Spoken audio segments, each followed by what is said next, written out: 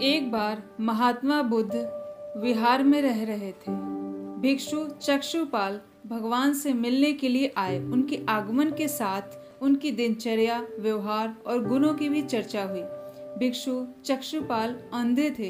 एक दिन विहार के कुछ भिक्षुओं ने कुछ मरे हुए कीड़ों को चक्षुपाल की कुटी के बाहर पाया।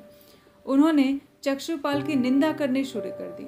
उन्होंने इन जीवित प्राणियों की हत्या कर दी, उन्हें बहुत पाप लगेगा, वो बहुत बुरे हैं, वगैरह वगैरह। महात्मा बुद्ध ने निंदा कर रहे उन भिक्षुओं को बुलाया और पूछा कि क्या तुमने भिक्षु को कीड़े मारते हुए देखा है? उन्होंने उत्तर दिया, नहीं।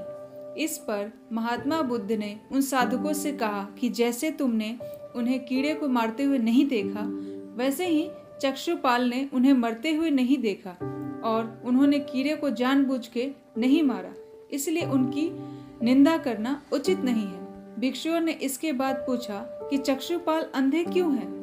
क्या उन्होंने पिछले जन्म में कोई पाप किया है जिसकी वजह से उन्हें अंधे कर जीवन मिला?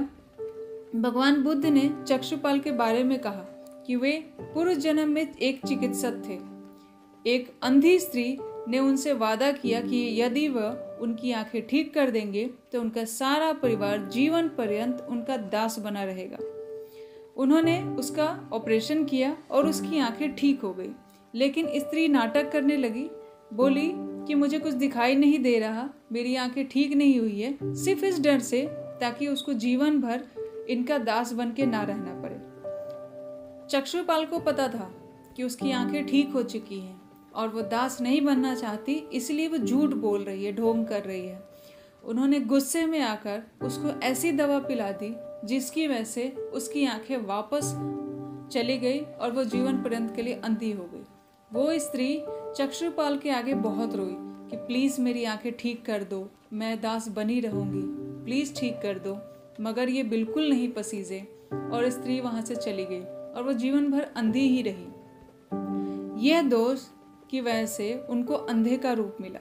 ये छोटी सी कहानी हमें बस इतना ही सिखाती है कि हमारे साथ कौन क्या कर रहा है, उससे ज़्यादा ज़रूरी है कि हमें किसी के बारे में बुरा नहीं सोचना चाहिए और बुरा नहीं करना चाहिए।